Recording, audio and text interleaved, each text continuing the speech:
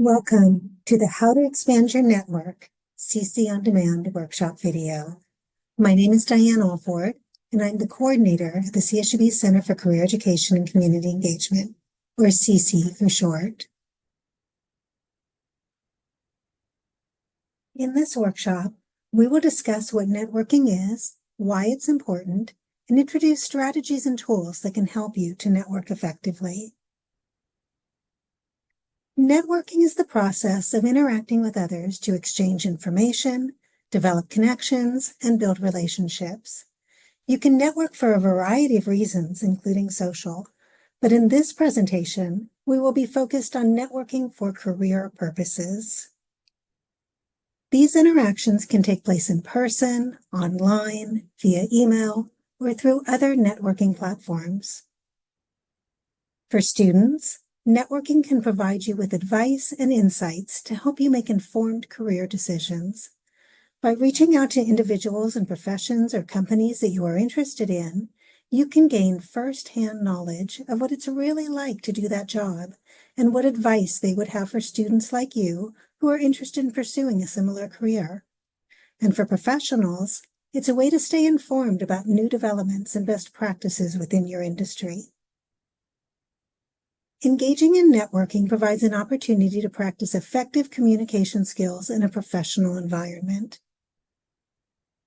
It can be a good way to hear about unadvertised job and internship opportunities, or to get your foot in the door at a company you'd like to work for. Some jobs are never advertised. They are spread by word of mouth from current employees, or even sometimes created for the right person that the company wants to bring on board.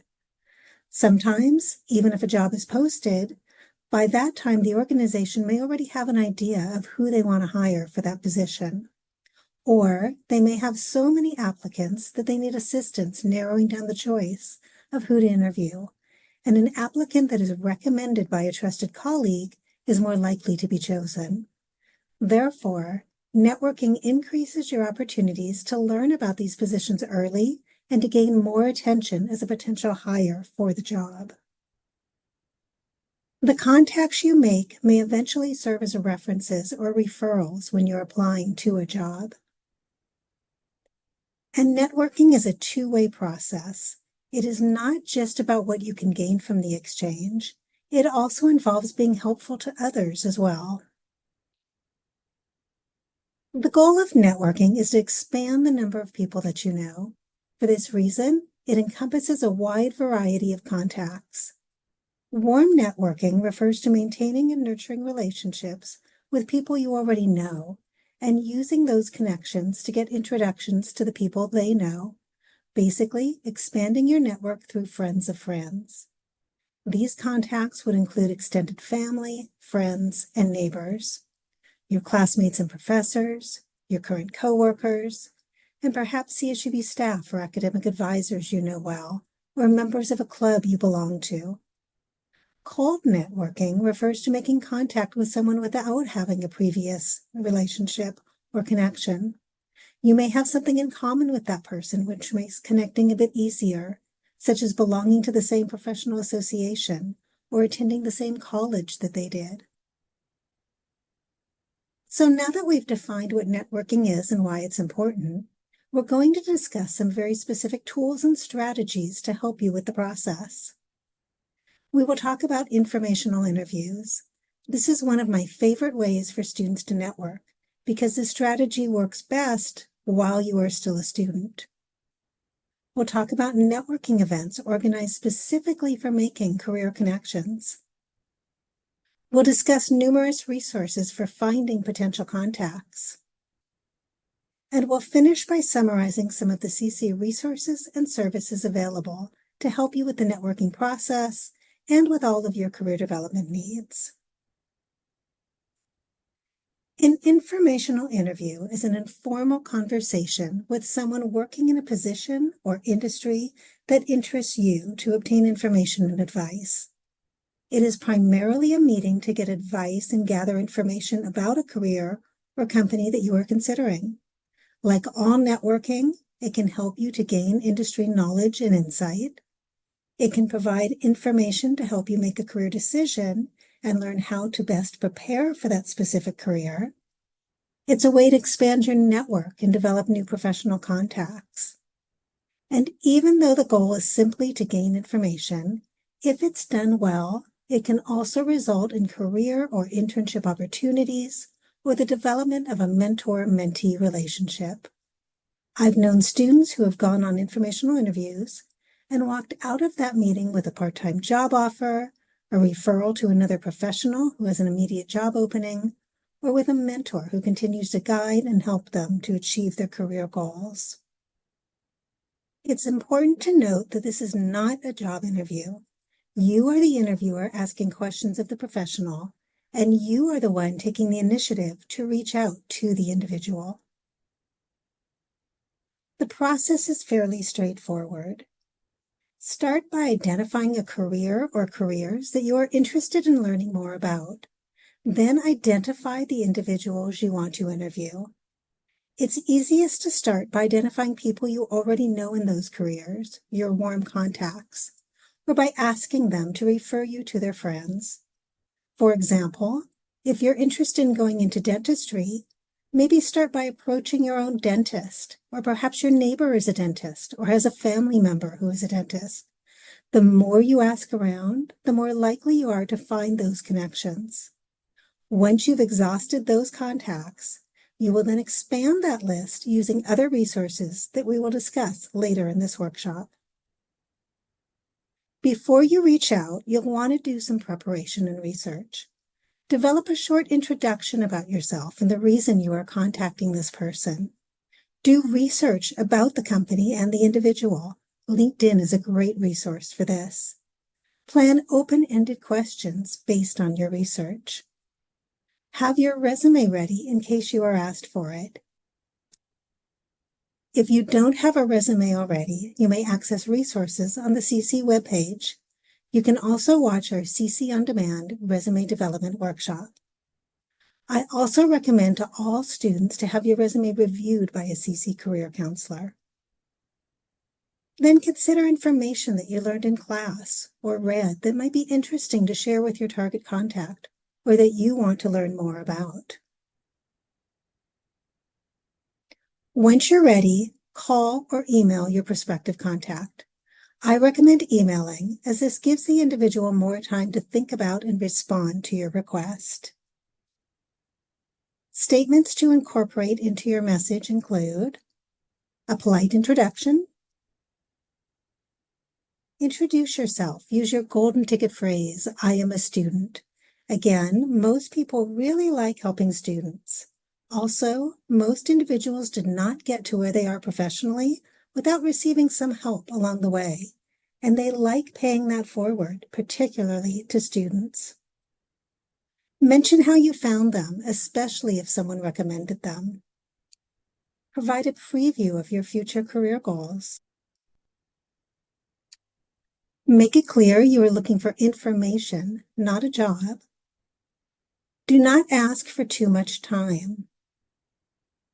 Work around their schedule. Include a polite closing.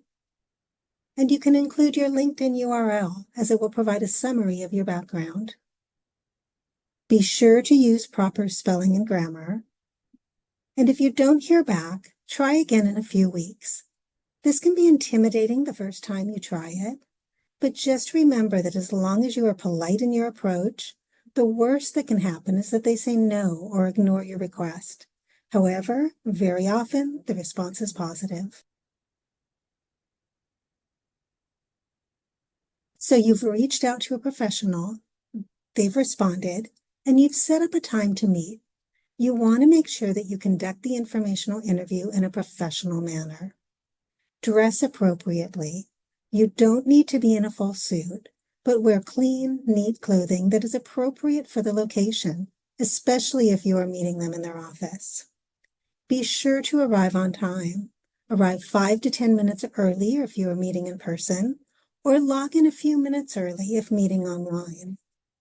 Although you'll have created a set of interview questions to guide you, let the conversation flow naturally and don't interrupt the individual. Be attentive. Your body language and eye contact convey that you are interested in what they have to say. Taking notes will also indicate that you value the advice you are receiving. After the meeting, send a follow-up thank you note. Some initial questions you may want to ask include, how did you get into this field? What do your daily responsibilities look like? What do you like best about this occupation? What do you like least, or what are the challenges? Do you have any suggestions for additional classes or activities I could complete to better prepare? What are the most important characteristics one needs to be successful in this job? How do you see your profession, field, or industry changing in the future? What do you wish you had known about this career while you were a student? After you've spent some time asking your initial questions and getting to know each other, if you feel like the connection is positive and that you've developed a good rapport and credibility with that individual, you may be able to ask some deeper questions, such as, are there others you would recommend I speak to? May I tell them you referred me? Would you be willing to give me feedback on my resume? Or, I really appreciate the advice you have given me today. Would it be okay if I stay in contact with you periodically? May I connect with you on LinkedIn? As mentioned, after the interview, you should always send a thank you and follow-up note to show your appreciation for their time. This can be an email or a handwritten note. This will be the first, but hopefully not the last, of your follow-up communications. Be sure to send it within 24 hours. It doesn't have to be long, but it can summarize what you learned or appreciated most about the conversation and indicate what you intend to do with that information. Here's a sample message from Rowdy to Janet.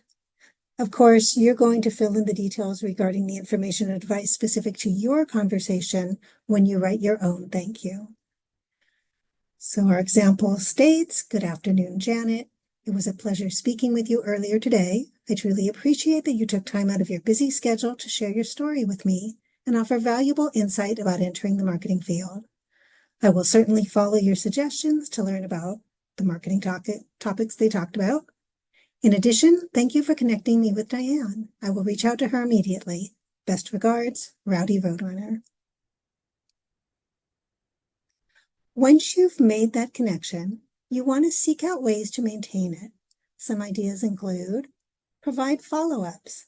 Maybe they recommended that you take a specific course, learn a certain skill, or referred you to another individual. Once you've done that, reach out and let them know that you took their advice and express appreciation for the suggestion. Perhaps share an interesting article that you came across in class or in your research that related to what you discussed. Periodically, seek additional advice if they seem open to further contact. Comment on company news. Follow the company on social media, and if you see they have a new development or product or reached a milestone, reach out to congratulate them. And remember, networking should be reciprocal. So if you see an opportunity where you can be of assistance to them, offer your help. For example, maybe their organization is having a fundraising event and you can assist with setup or help to publicize by sharing on your social media. Once you've successfully completed your first informational interview, you don't want to stop there. Repeat the process with other contacts. The more you do this, the easier and more natural it will seem, and the more confident you will feel in the process. Don't be discouraged if some individuals whom you contact don't respond or aren't immediately helpful. Be patient and continue to develop contacts. And you may have an interaction where you just don't click with that person or feel a positive connection. If that happens, be polite, send a thank you note, and move on. You don't have to continue reaching out to every contact. We are now going to move on to discuss networking events. Unlike informational interviewing, where you take the initiative to set up the interaction, these are established events with a specific purpose of connecting employers with potential employees. CSUB holds several events each semester, including our Career Expo, where we host a large number of companies from all industries seeking interns and employees from a variety of majors. We also host a volunteer fair each semester, where students who are interested in getting some volunteer experience while serving the community can speak to local nonprofit agencies, as well as some on-campus departments. And we have employers come to campus individually to hold their own information sessions or table on campus. Some employers will even conduct first-round interviews on campus, rather than making you go to them. All of these events are great ways to have some face-to-face time with an employer and let them get to know you, which is so much more impactful than simply submitting a resume online. All students and alumni are welcome to attend these CC events, and you can find more information about the date, time, location, and what employers will be on campus on the Events tab in Handshake or on our website.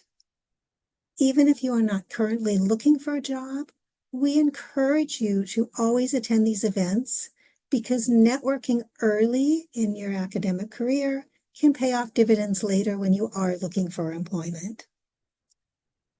Your CSUB school, program, student service organizations, and clubs may also arrange networking events such as industry mixers. Be sure to check with your advisor, follow your department and CC on social media, and check your CSUB email for upcoming events. By participating in these events, you'll have the opportunity to connect with employers and learn about possible internship job opportunities, to practice and deliver your elevator speech, and to ask questions about opportunities with their companies in the application process. As with all networking, be sure to ask for contact information or a business card for follow-up. Attend as many events as you can, and always send a thank you after the interaction. In the previous slide, I mentioned the elevator speech. It's a funny name, but what it refers to is the idea that you've just stepped into an elevator and noticed the CEO or a high-ranking person from your dream company that you would like to work for is in the elevator with you. You have just a few minutes as that elevator climbs up the floors of the building to initiate a conversation and introduce yourself. You want to have a short speech already prepared, and you can use this speech anytime you are introducing yourself to potential employers. In this speech, you want to include your name and your educational status, which might include your major or degree, what year you are in school, and your expected or actual graduation date. Offer information about the experiences and skill set that you have to offer. Provide an overview of your future career goals, and relate those goals to the company represented by the person you're speaking to. This is where prior research can help, particularly for career fairs where you can see the list of participating employers in advance. Here's a sample elevator speech Rowdy might use if he were a marketing major looking for opportunities. Hello, my name is Rowdy Roadrunner. I'm a senior at CSUB in Business Administration with a concentration in marketing, and I serve as the president of the CSUB Marketing Club, where we help nonprofit organizations recruit volunteers and promote their programs. I also work part-time in an on-campus student position where I assist the staff with event organization and social media marketing. My skills include data analytics and website design. I am passionate about expanding awareness of the services available to community members in need within Kern County. And I understand that your organization has several programs serving homeless, veterans, and the elderly. I would like to learn more about your services and about any available opportunities for me to contribute as an intern, volunteer, or potential future employee.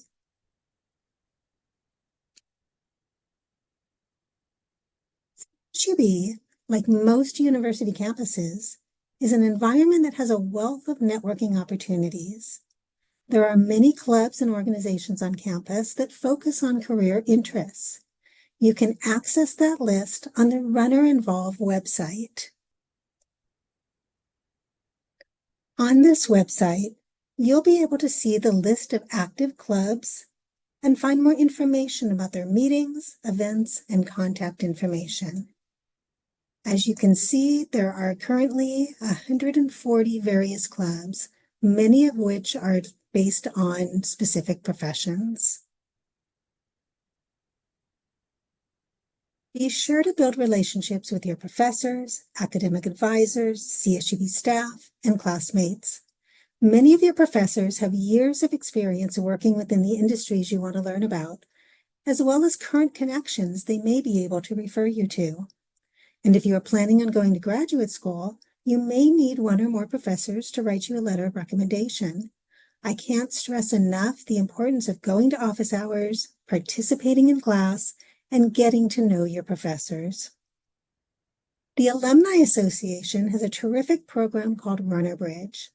This system includes an online database of alumni who are looking to connect with current CSUB students and fellow alums, and are willing to help you with your career exploration tools and skills, such as talking about their roles and looking over your resume from an industry insider perspective, or giving you advice and insight into the specific interview process at their company. This is a great resource for those informational interviews we talked about, because you already have something in common, the same school, and perhaps even the same major. And these individuals have volunteered to be contacted.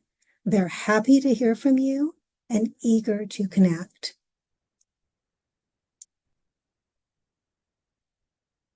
When you first access the Runner Bridge page, you will sign up here and then sign in here. Once you are signed in, you are able to connect with potential connections through this Connect Community tab. I've restricted this page to just show one of our CC career counselors, Janet Rivera, but there are well over 1,000 profiles in the system. You are able to filter by keyword, perhaps their name or company name, the type of industry that they work in, their major or their location where they live, variety of different ways that you are able to filter, and then you will see individuals within the system that meet those criteria. Once you have seen the list, you can click into their profile to gain further information. So here for Janet, you're able to see the topics that she has indicated she is happy to help current students with. And you can see some biographical information about her experience, her education, etc. When you want to connect with this person, you can do so directly through the system, through this Message Janet button, or message whoever the person is you are hoping to contact. Runner Bridge program is available to all CSUB students and alumni. Additionally, the Alumni Association has the RAMP program, which pairs junior, senior, and graduate students with a mentor one-on-one for the entire academic year. You can find more information about this program through the Runner Bridge platform or at the website listed below. As mentioned previously, we also encourage you to follow CSUB, CECE, your department and clubs on social media to learn about upcoming events. Professional associations are another great way to learn more about particular careers and to gain access to the names and contact information of their members. A professional association is an organization formed by individuals in the same or related profession with the goal of supporting its members' career development and continuing education while advocating for the profession and the industry. It can often be expensive for professionals to join these associations. However, many of them offer free or very low-cost membership to current students. And even if the membership fees are too high to join, you can often find a wealth of information readily available right on their website. For example, the American Psychological Association offers information on its website about the various career paths within psychology, how to pursue those paths, and has videos from current psychologists discussing their role and what advice they have for others interested in the field. As a member, you can access the full list of its members. Many of these organizations also offer conferences or networking events that you can attend. Included on this slide are 2 resources where you can find a list of professional associations related to your specific career goal. One of the examples is the ONET online system. So by putting in an occupation here, so I put in psychologist, and I can even narrow that down to, let's say, school psychologist. It's going to give me information about that occupation, the tasks you'd be performing, the skills that are required, the activities you'd be involved in, the type of training and credentials that are needed. As you scroll down to the bottom, you will find this list of professional associations with links. So from here, you are able to link to their actual websites to find that information about if they offer student memberships or find career and employment information directly on the website itself.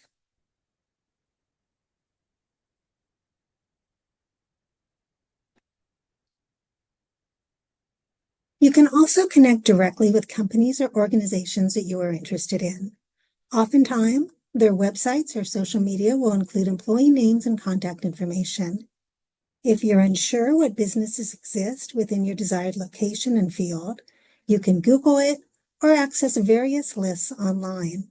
For example, in Bakersfield, the Greater Bakersfield Chamber of Commerce keeps a list of member organizations by industry, and the Kern Foundation has a list of community nonprofit agencies. Take advantage of happenstance or chance encounters. What that means is look for opportunities to connect when they happen and take advantage of coincidental meetings. For example, I had a student who was standing in line at a grocery store and noticed the person in front of him was wearing a shirt with the logo of a company the student was interested in working for. The student struck up a conversation with this individual while they stood in line, and by the time the groceries were rung up, he had been given the individual's business card and asked to send his resume as they were going to be hiring for interns soon. That would have never happened if the student hadn't taken a chance and initiated the friendly conversation. LinkedIn is another fantastic way to expand your network. I particularly recommend starting with the alumni feature.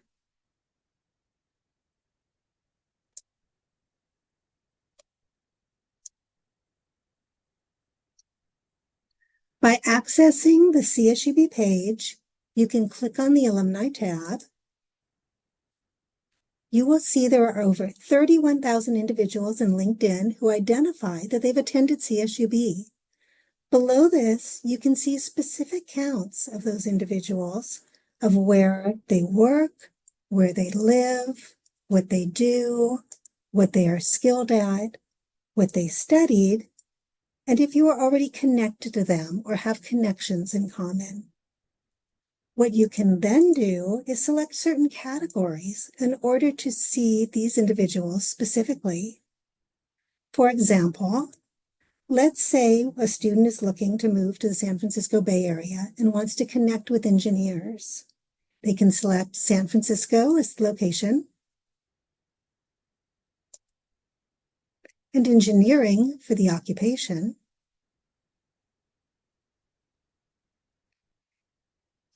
They will be able to see a list of this particular companies where those individuals work.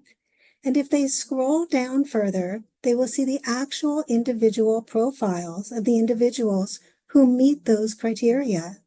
It is then often possible to send a message to connect with those individuals directly through the LinkedIn system. The basic LinkedIn account is free. LinkedIn may try to sell you a higher level membership, but that is usually not necessary. If you are unable to connect directly through the system, once you have the individual's name and the company name, you may be able to find their contact information through some of the other means we've discussed. If you are not familiar with LinkedIn or would like further information regarding how to create your LinkedIn profile or navigate the system, I encourage you to watch our LinkedIn CC On Demand video. Handshake is another terrific way to connect with employers and fellow students. Hopefully you are already familiar with Handshake. You can log in through the CSUB website or by the Handshake link. So this is Rowdy's account. When he clicks on employers, he is able to search, or you in your Handshake account would be able to search for a specific employer. So for example, I'll put in a local employer here. You'll see the list here, and then you can click on the employer name. Oftentimes, these employer pages will include employee contacts and their information, such as you see right here. They will also include the names of other Handshake users who have worked for that organization. Please note that these are not all CSUB students and alumni, as Handshake is utilized by many schools across the county. It's important in Handshake that you choose your privacy setting. Under your name or image in the right-hand corner here, click on Settings and scroll down to Privacy. A setting of community means that your profile can be seen by all employers, students, and alumni across all of Handshake, including other schools. You will need to have a setting of community if you wish to message other students. Choosing employers means that only employers can see and message you. At a minimum, we recommend setting your profile to this setting, as sometimes employers will reach out to students who meet the criteria for specific jobs they are hiring for. And if you do not want your profile seen at all, you can choose private.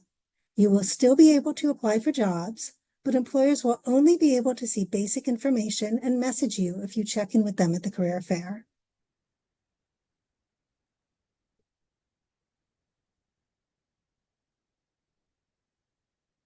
As a reminder, CECE is here to help you. You'll find a variety of resources available to you on Handshake, as well as on our website and through our social media channels. You may schedule an appointment to meet with a career counselor through Handshake, or drop in during walk-in hours if you're a current student. We can assist you with your networking strategies, as well as any other career development questions or tools you need help with. We offer resume samples and reviews, mock interview practice, opportunities to interact with employers at career fairs and information sessions, as well as tools to explore your major and career options. If you would like a copy of the slides from this workshop, which will include the links to the resources that I've introduced, you may download a copy from Handshake by clicking on Career Center, then Resources, and then Workshops. And as I mentioned previously, we also encourage you to follow us on social media to stay informed about upcoming events, employer visits, and highlighted job opportunities. We hope this workshop has been helpful, and we want your feedback. Please take a few minutes to complete our post-workshop survey to provide your thoughts about this presentation, and let us know if there are other career-related topics you would like to learn about. This concludes the How to Expand Your Network workshop. Thank you for watching.